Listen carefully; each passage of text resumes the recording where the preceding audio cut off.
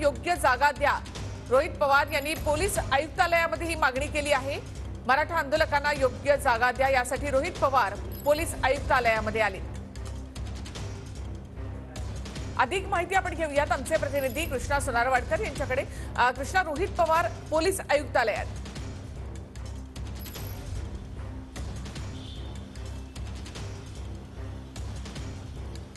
निखिला, आपल्यासोबत राष्ट्रवादीचे आमदार रोहित पवार आहेत। त्यांनी नुकतीच पोलीस आयुक्त विवेक फणसळकर यांची भेट घेतलेली आहे आणि मराठा आंदोलनाच्या अनुषंगाने त्यांची चर्चा सुद्धा केलेली आहे।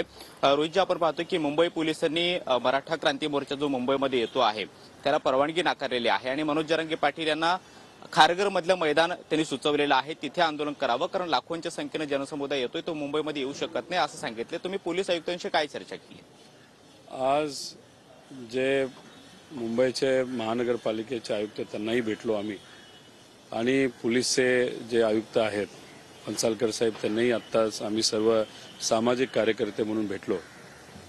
या दोघांना विनंती अशी केलेली आहे की लाखोच्या संख्येने मराठा बंधू आणि भगिनी इथे येत आहेत, लहान मुलं त्यांच्याबरोबर आहेत, तर त्यांची योग्य असं नियोजन, सोय, पाणी, स्वच्छतागृह असतील आणि इतर ज्या काही गोष्टी लागतात जेवढं शासनाकडनं होतील त्याची तयारी ही खरं तर झाली पाहिजे आणि त्याच्याचबरोबर पोलिसांकडनं सुरक्षितता असेल, तिथं महिला येणार आहेत आणि त्याच्याबरोबर तिथं कुठं चुकीची गोष्ट होणार नाही याची दक्षता घेण्याची विनंती एक सामाजिक कार्यकर्ता म्हणून आम्ही सर्वांनी केली। पण इथे असं कुठेतरी जाणवतंय की महानगरपालिकेमध्ये अजूनपर्यंत सरकारकडनं कुठेही आदेश आलेले नाही की काय करायचंय, कसं करायचंय, कुठं करायचंय, काय नियोजन करायचंय आणि इथं मला असं कळालं सीपी ऑफिसला की जागा बदला असं कुठेतरी सांगितलेलं आहे। आता शेवटी जे सामाजिक कार्यकर्ते जरांगे पाटलांबरोबर चालत आहेत तर तिथे जे काही समन्वयक आहेत, कोऑर्डिनेटर आहेत, त्यांच्यात आणि सीपीमध्ये जी चर्चा होईल तसंच ते पुढे जाईल, कारण का तेच तिथं निर्णय घेत आहेत। पण आम्ही इथं याच्यासाठी आलो होतो की जरांगे पाटलांबरोबर, कारण ते न्यायासाठी लढतायत, लोकांसाठी लढतायत, सामान्य लोकांसाठी लढतायत, पण त्यांच्याबरोबर लाखो लोक येणार आहेत, त्यांची सोय आणि त्यांची सुरक्षता ही सुद्धा महत्त्वाची आहे। मुंबई हायकोर्टात या संदर्भात काल सुनावणी झाली। ॲडव्होकेट गुणरत्न सदावर्ते यांनी ती याचिका केलेली होती आणि त्यानंतर हायकोर्टाने काही सूचना जारी केलेल्या होत्या। त्याच अनुषंगाने पोलिसांनी ही नोटीस जरांगेंना दिलेली आहे, ज्यामध्ये म्हणण्यात आले की लाखोंच्या संख्येनं मुंबईमध्ये एखादं आंदोलन होईल एवढी कुठली पुरेशी जागा नाही आणि त्यामुळे खारघरमधलं मैदान हे तुम्हाला संयुक्त ठरेल, तिथे तुम्ही आंदोलन करा। जरांगे ऐकायला तयार नाही, ते मुंबईच्या दिशेने यायचं म्हणतायत। कोर्टाने कुठेही असा निर्णय घेतला नाही की ही जागा का ती जागा, त्यांनी फक्त सांगितलं की जागा सुचवा आणि आमच्या सगळ्यांचं मत आहे की जे जरांगे पाटलांबरोबर चालणारे सामाजिक कार्यकर्ते, लढणारे कार्यकर्ते आहेत तर त्यांच्यामध्ये आणि सरकारमध्ये कुठेतरी चर्चा झाली पाहिजे। लोकेशन कुठलेही त्या दोघांनी ठरवावं आणि त्यानंतर जे काही ठरेल तिथं फक्त योग्य अशी सोय व्हावी।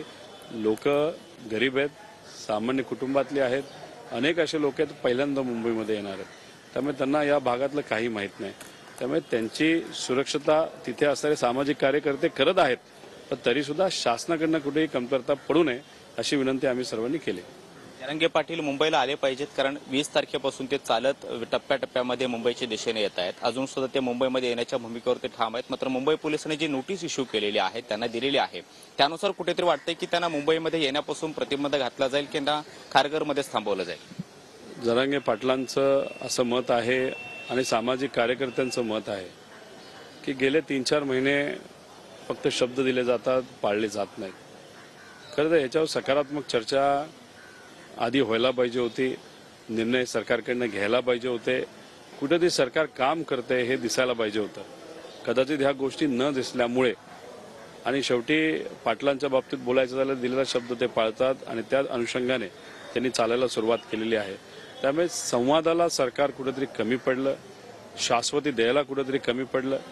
अजून 2 दिवस आहेत, सरकारने योग्य असे पावलं घेऊन सकारात्मक निर्णय हा जर दिला तर पुढे ते येणार नाही, तर गर्दी तेवढी पुढे येणार नाही। त्यामुळे सरकारने योग्य असा निर्णय लवकरात लवकर घ्यावा अशी विनंती आम्ही सर्वजण करतो। लोणावळ्याच्या पुढे जरांगे पाटलांचा सगळा मोर्चा पोहोचलेला आहे। टप्प्याटप्प्यामध्ये सरकारचं शिष्टमंडळ त्यांच्याशी चर्चा करण्याचा प्रयत्न करते, मात्र चर्चा ही निष्फळ ठरते आहे। त्यामुळे जरांगे पाटील हे आपल्या भूमिकेवर ते ठाम आहेत।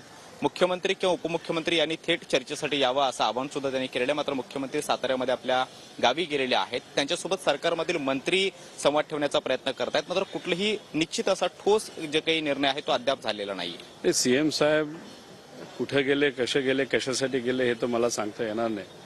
पण आज खऱ्या अर्थाने महाराष्ट्राच्या समोर अनेक आव्हानं आहेत आणि या आव्हानापैकी एक न्याय देण्याची गोष्ट सुद्धा आहे, ते म्हणजे आरक्षणाच्या बाबतीत.